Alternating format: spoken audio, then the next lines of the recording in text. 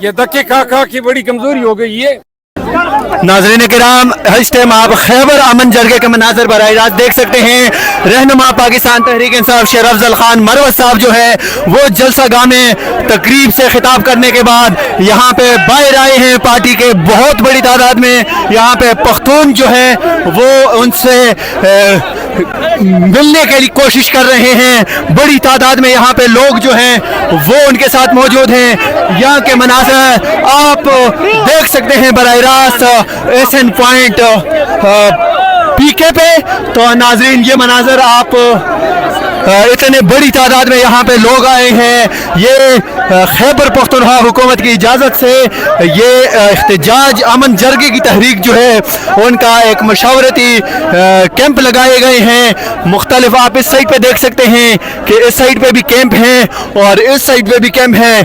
तो नाजरीन आपको जैसे हमने बताया कि रहनुमा पाकिस्तान तहरीक इंसाफ NF41 लकी मरवत से शेर अफजल खान मरवत साहब यहाँ पे पहुंचे थे और आज यहाँ पे वो अभी आए हैं। देखते हैं, वो मीडिया से भी बात करते हैं, वो भी आपको दिखाएंगे।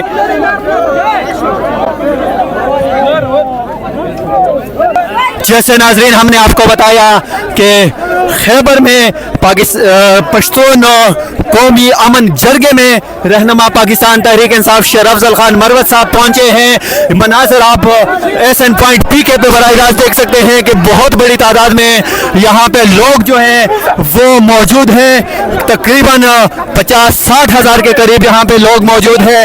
हर साइड पे कैंप लगाए गए हैं। लोगों की बहुत बड़ी तादाद जो है वो उनके साथ मौजूद है।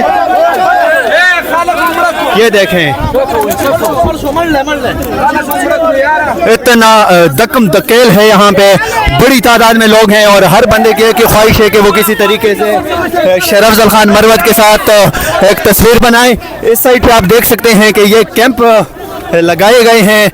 स्वात खान भी यहाँ पे आए हैं हमारे, बहुत एक्टिव। और कितनी बड़ी तादाद में लोग जो है वो शेर अफजल खान मरवत के साथ बाहर की तरफ आ रहे हैं। इस टाइम ये देख सकते हैं मनाजर लकी मरवत से। सर